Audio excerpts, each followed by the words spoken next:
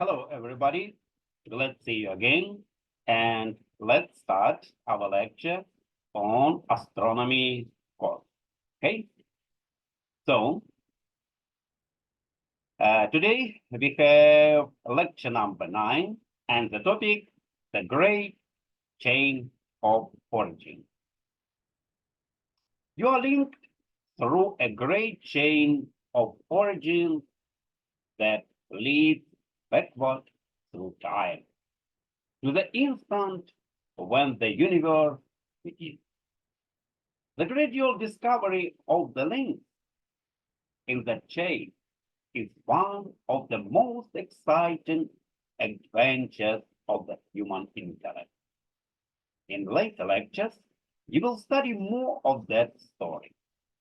The formation of stars, the origin of the chemical elements, the growth of galaxies, and the start of the universe in the Big Bang. Thus, you can consider the origin of Earth and its sibling planets. Astronomers and physicists have gathered compelling evidence that the universe began in the Big Bang that we will learn about further.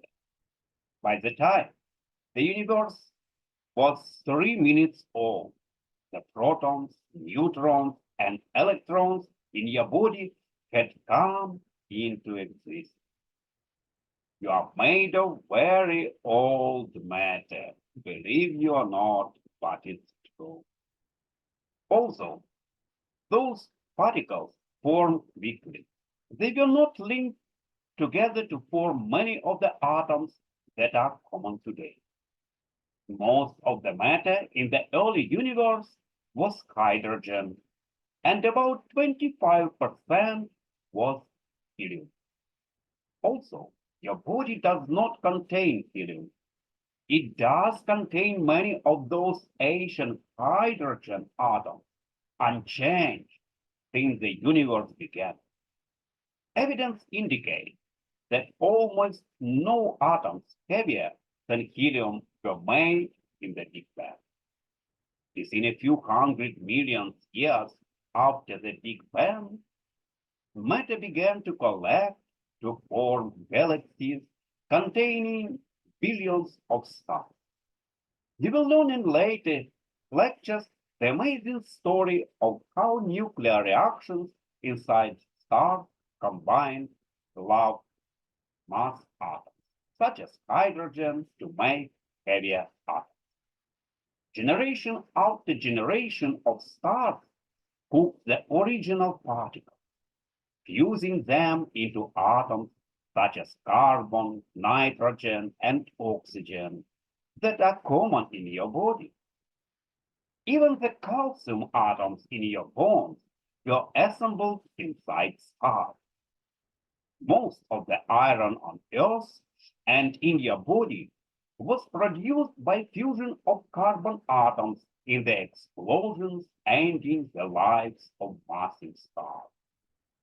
Atoms heavier than iron, such as gold, silver, and iodine, are created by rapid nuclear reactions that can occur only during these explosions.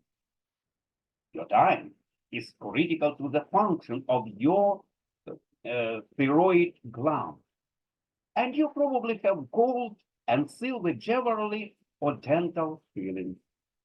Realize that, except for hydrogen, the different types of atoms that are part of your existence on Earth were made during the lives and violent deaths of stars on Earth. Our Milky Way galaxy contains at least 100 billion stars, of which the Sun is one. Astronomers have a variety of evidence that the Sun formed from a cloud of gas and dust about 4.6 billion years ago. And the atoms in your body were part of that cloud. How the Sun took shape, how the cloud gave birth to the planet, and how the atoms in your body found their way onto the Earth And into you make up the story of the next part of this lecture. As you explore the origin of the solar system, keep in mind that great chain of origin that created the atoms. As the geologist Preston Cloud remarked, stars have died that we might live. Over the last 2 centuries, astronomers have proposed two kinds of hypotheses for the origin of the planet. The catastrophic hypothesis proposed that the planets formed from the some improbable event, such as the collision of the sun and another star. Evolutionary hypothesis proposed that the planets form gradually and naturally as the sun formed. Since about 1940, the evidence has become overwhelming for the evolutionary scenario. In fact, the evolutionary hypothesis is so comprehensive and explains so many of the observations that it can be considered to have graduated from being just a hypothesis to being properly called a theory. Today, astronomers are continuing to refine the details of that theory. The solar nebula theory supposes that planets form in the rotating disk of gas and dust around young stars, as you can see in this one. Later, you will find evidence that disks of gas and dust are common around young stars. But for now, you can see that modern techniques are able to image such disks directly. Our own planetary system formed in such a disk-shaped cloud around the sun. When the sun became luminous enough, the remaining gas and dust were blown away into space, leaving the planets orbiting the sun. According to the solar nebula theory, Earth and the other planets of the solar system formed billions of years ago as the sun condensed from a cloud made of the gas and dust astronomers observed between the stars. If planet formation is a natural part of star formation, most stars should have planets as the sun does. The challenge for modern planetary scientists is to compare the observed characteristics of the solar system with predictions of the solar nebula theory. So they can work out details of how the planets form. Everything astronomers know about the solar system and how the sun and other stars form suggests that the solar nebula would have had the same composition as interstellar gas clouds. Such clouds are mostly hydrogen with some helium and small amounts of the heavier elements. That is precisely what you see in the composition of the sun. Analysis of the solar spectrum shows that the sun is mostly hydrogen, with a quarter of its mass being helium and only about 2% being heavier elements. This must have been the composition of the solar nebula. And you can also see that composition reflected in the chemical compositions of the planet. The small inner planets are composed of rock and metal, and the large outer planets are rich in low-density gases such as hydrogen and helium.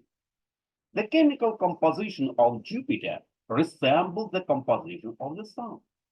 Furthermore, if you allow low-density gases to escape from a blob of stars with the same overall composition as the Sun or Jupiter, the relative proportion of the remaining heavy elements would resemble Earth's chemical composition.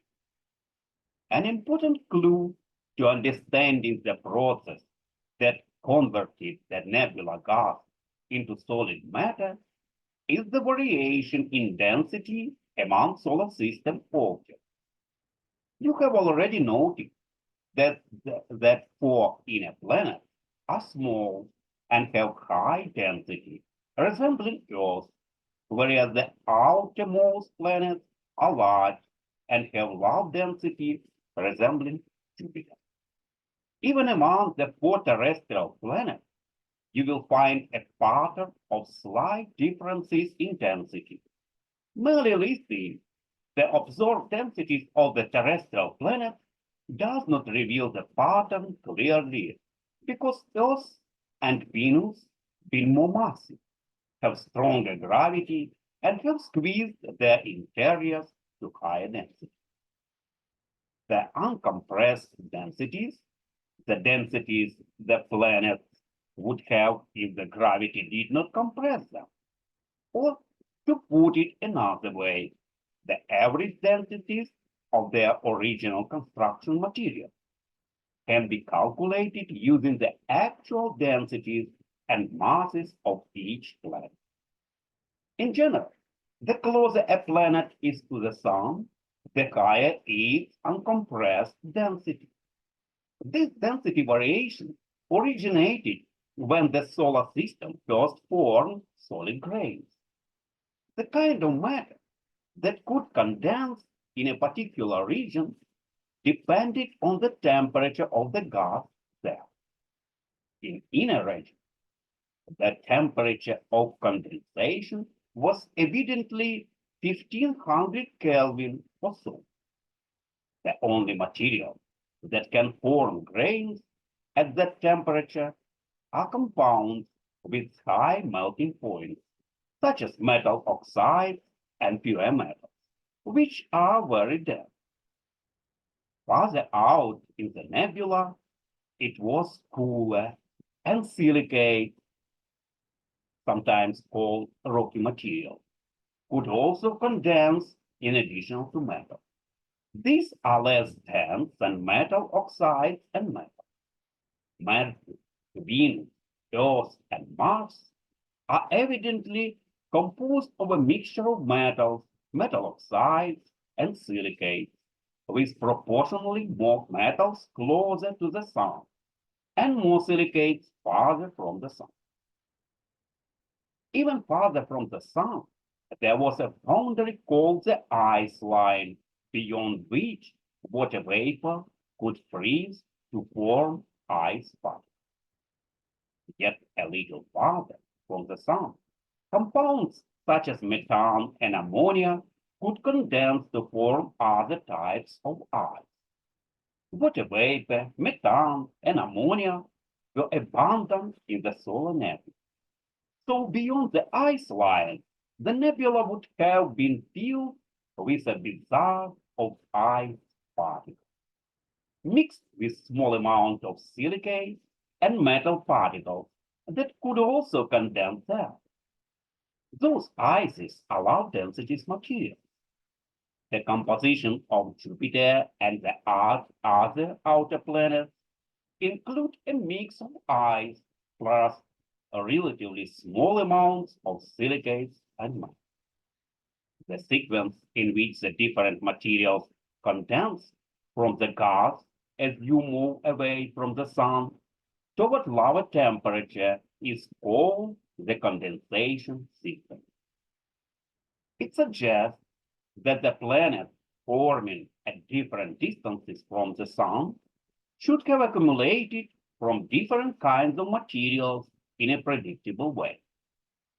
People who have read a little bit about the origin of the solar system might hold the common misconception that the matter in the solar nebula was sorted by density, with the heavier rock and metal sinking toward the Sun and the low density gases being blown out. That is not the case. The chemical composition of the solar nebula was originally approximately the same throughout the disk. The important factor was temperature. The inner nebula was hot, the only metals and rock could condense there, whereas the cold outer nebula would form lots of ices along with metals and rock. The ice line seems to have been between Mars and Jupiter, and it separates the region for formation of the high-density terrestrial planets from that of the low-density Jovian planets. In the development of the planet, two processes operate to collect solid bits of matter, rock, metal, ice, into larger bodies called planetesimal, which eventually build the planet. The study of planetesimal building is the study of these processes, condensation and accretion, each of which will be described in detail in this lecture. According to the solar nebula theory, planetary development in the solar nebula began with the growth of dust grains. These specks of matter, whatever their composition, grew from microscopic size, first by condensation and then by accretion. A particle grows by condensation when it adds matter one atom or molecule at a time from a surrounding gas. Snowflakes, for example, grow by condensation in Earth's atmosphere. In the solar nebula, dust grains were bombarded continuously by atoms of gas, and some of those stuck to the grain. A microscopic grain capturing a layer of gas molecule in its surface increases its mass by a much larger fraction than a gigantic cold capturing a single layer of molecule. That is why condensation can increase the mass of a small grain rapidly. But as the grain grows larger, condensation becomes less effective. The sequence of substances that condensed as the gas in the nebula cool was described in the previous lecture. The second process in accretion, the sticking together of solid particles. You might have seen accretion in action if you have walked through a snowstorm with big flurry flakes. If you caught one of those flakes on your glove and looked closely, you saw that it was actually made up of many tiny individual flakes that had collided as they fell and accreted to form larger particles. In the solar nebula, the dust grains were, on average, no more than a few centimeters apart, so they collided frequently and could accrete into the larger particles. When the particles grew to size larger than a centimeter, they would have been subject to new processes that tended to concentrate them. One important effect was that the growing solid object would have to collect it into the plane of the solar nebula. Small dust grains could not fall into the plane because the turbulent motion of the gas kept them stirred up. But larger objects had more mass, and gas motion could not have prevented them from settling into the plane of the spinning nebula. Astronomers calculate this would have concentrated the larger solid particles into a relatively thin layer about 0.01 astronomical unit. That would have made further growth more rapid. There is no clear distinction between a very large grain and a very small planetesimal. But you might consider an object to be a planetesimal when its diameter approaches a kilometer or so. Computer models show that the thin rotating disk of a planet particles should have been gravitationally unstable. and would have been disturbed by spiral-shaped density waves. Those waves could have further concentrated the planet's mass and helped them coalesce into the object up to 100 kilometers in diameter. So, these processes, the theory processes, the nebula became filled with trillions of solid particles, ranging in size from pebbles to tiny planets. As the largest began to exceed 100 kilometers in diameter, additional accretion processes began to affect them, and a new stage in planet building began. The formation of protoplanets, massive objects destined to become planets. The coalescing of planets' mass eventually produced protoplanets. As these larger bodies grew, the processes altered their physical structure and helped them grow faster. If planets' mass had collided at orbital velocities, it is unlikely they would have stuck together. A typical orbital velocity in the solar system is about 10 kilometers per second. Head-on collisions at this velocity would vaporize the material. However, the planets' mass were all moving in the same direction in the nebula plane and didn't collide head-on. Instead, they merely rubbed shoulders, so to speak, at low relative velocity. Such gentle collision would have been more likely to combine planets' mass than to shatter them. Some adhesive effects probably also helped the crash. Thickly coatings and electrostatic charges on the surfaces of the small planet's mouth probably aided formation of larger bodies.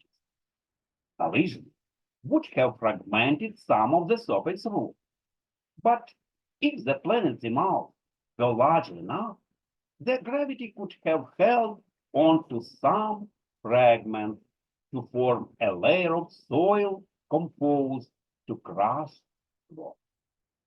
Such a relatively soft soil layer on the surfaces of larger planets' mouths may have been effective in trapping smaller. The largest planets' mouths would grow the fastest because they had the strongest gravitational field. Their stronger gravity could attract additional material, and they could also hold on to a cushion's layer to trap fragments. Astronomers calculate that the largest planet's mass would have grown quickly to protoplanetary destinations, sweeping up more and more material. The theory of protoplanet growth into planets supposes that all the planets in Mars had about the same chemical composition. The planets in Mars accumulated to form a planet-sized ball of material with homogeneous composition throughout. Once the planet formed, heat would begin to accumulate in its interior from the decay of short-lived radioactive elements. The violent impacts of infalling particles would also have released energy called heat of formation. These two heating sources would eventually have melted the planet and allowed it to differentiate. Differentiation is the separation of material according to density.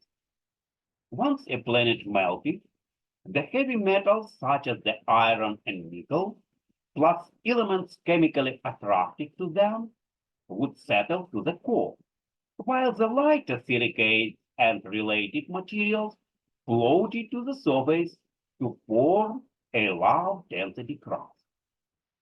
The story of planets in Mars combining into planets that subsequently differentiated as shown in this slide.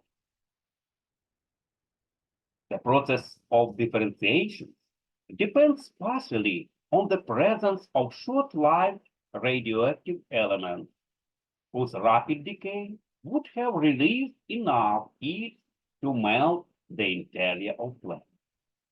Astronomers know that such radioactive elements were present because the oldest meteorites contain daughter isotopes such as magnesium-26.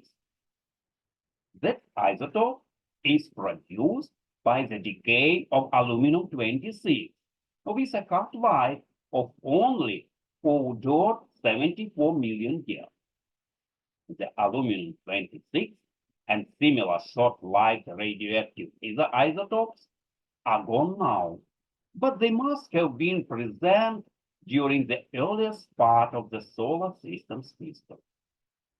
If planets form by the accretion of planetesimal and will later melted by radioactive decay and heat formation, then Earth's early atmosphere might have consisted of a combination of gases delivered by planetesimals in part and released from the planet's interior during deflection.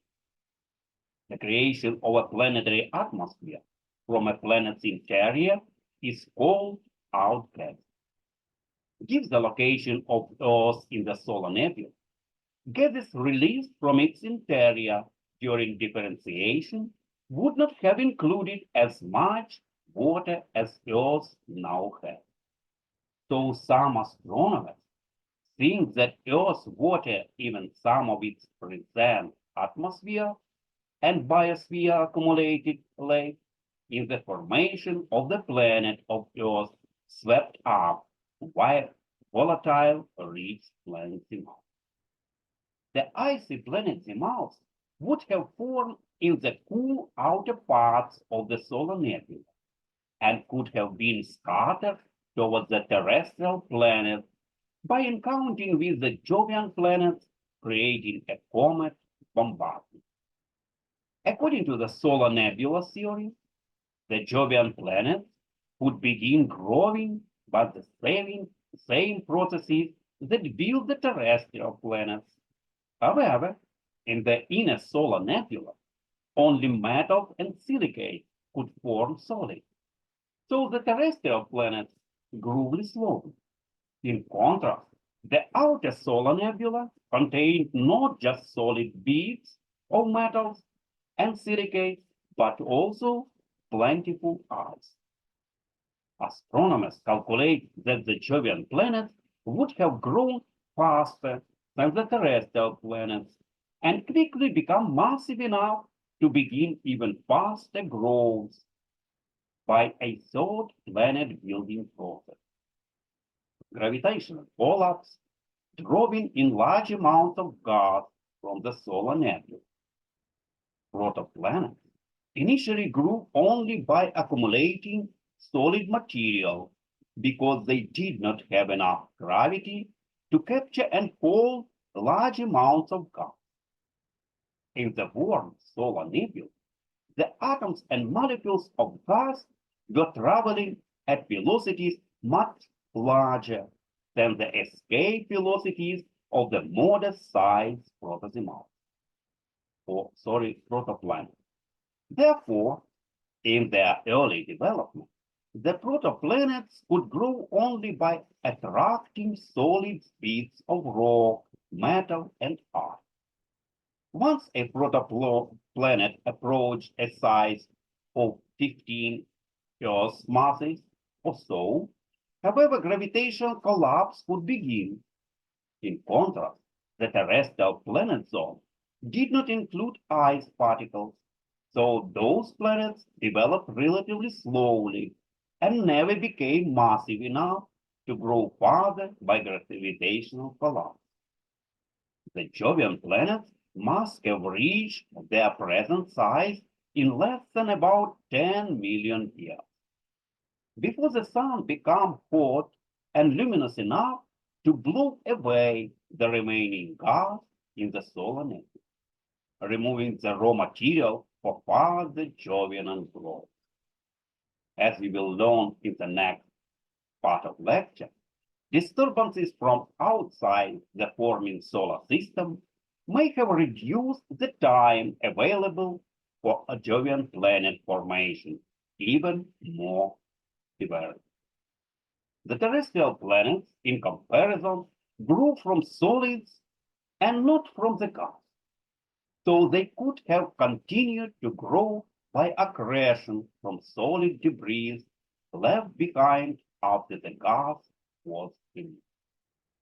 Mathematical models indicate that the terrestrial planets will at least half finish within 10 million years, but probably continue to grow for another 20 million years or so. The solar nebula theory has been very successful in explaining the formation of the solar system. But there are some problems, and the Jovian planets are the troublemaker. New observations of the young stars make it hard for the standard solar nebula theory to explain the formation of the Jovian planet. That has sent astronomers back to the drawing board to try to better understand how the largest planets form. Later in this lecture, you will see images of dusty gas disks around young stars. Those disks are being evaporated by intense ultraviolet radiation from neighboring massive hot stars. Astronomers have calculated that nearly all stars form in clusters containing massive hot stars, so the evaporation process may happen the most gas and dust disks around young stars. Even if a disk does not evaporate quickly, the gravitational influence of the crowded stars in a cluster could strip away the outer parts of the disk. Those are troublesome observations because they seem to indicate that disks can't last longer than a few million years at most, and many may evaporate within the astronomically very short span of 100,000 years or so. That's not long enough to grow a Jovian planet. By the combination of condensation, accretion, and gravitational collapse proposed in the standard solar nebula theory. Yeah, Jovian planets are common. In the final section of this lecture, you will see evidence that astronomers have found planets orbiting other stars. And almost all of those planets have the mass of Jovian planets. There might also be many terrestrial planets orbiting those stars that are too small for astronomers to detect at present. But the important point is that there are lots of Jovian planets around. Mathematical models of the solar nebula have been computed using programs that take weeks to finish a calculation. The results show that the rotating gas and dust of the solar nebula could have become unstable and formed Jovian planets by skipping straight to step of gravitational collapse. That is, massive planets may have been able to form directly from the gas without first forming a dense core by condensation and accretion of solid material. Jupiter and Saturn can form in these direct collapse models in only a few hundred years. If the Jovian planets formed in this way, they could have formed before the solar nebula disappeared. This new insight into the formation of the outer planets may also help explain a puzzle about the formation of Uranus and Neptune. Those planets are also far from the sun that accretion could not have built them rapidly. The gas and dust of the solar nebula must have been sparse out there, and Uranus and Neptune orbit so slowly they would not have swapped up materials very rapidly. The conventional view is that they grew by accretion so slowly that they never became quite massive enough to begin accelerating growth by gravitational collapse. In fact, it is hard to understand how they could have reached even their present sizes if they started growing by accretion so far from the sun. Theoretical calculations show that they might instead have formed closer to the sun in the region of Jupiter and Saturn, and then could have been shifted outward by gravitational interactions with the bigger planets. In any case, the formation of Uranus and Neptune is part of the Jovian. The standard solar nebula theory proposes that the planets form by the accreting a core, and then, if they became massive enough, accelerated growth by gravitation collapse. The proposed modification to the theory suggests that the outer planets could have skipped the core accretion phase. Next lecture we will be studying the origin of the solar system. And for now, I hope you uh,